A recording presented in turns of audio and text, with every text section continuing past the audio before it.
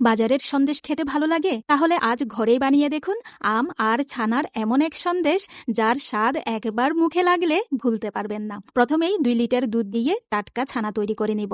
তারপর একটি মিষ্টি পাকা আম ছোট টুকরো করে কেটে রাখবো।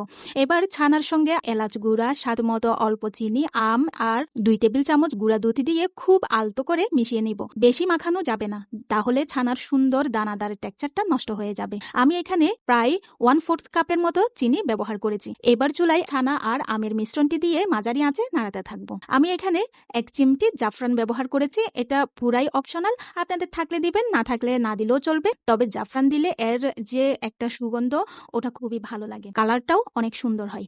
ধীরে ধীরে মিশ্রণটি ঘন হয়ে আসবে আর আমের দারুণ সুগন্ধে পুরো রান্নাঘর ভরে যাবে। যখন অতিরিক্ত পানি শুকিয়ে যাবে 1 চা চামচের মতো ঘি মিশিয়ে নামিয়ে নেব।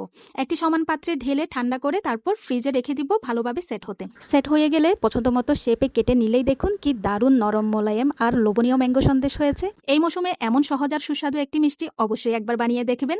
ভালো লাগলে ভিডিওটি শেয়ার অথবা সেভ করে রাখবেন আর কমেন্টে জানাতে ভুলবেন না আপনার বানানো ম্যাঙ্গো সন্দেশটা কেমন হলো।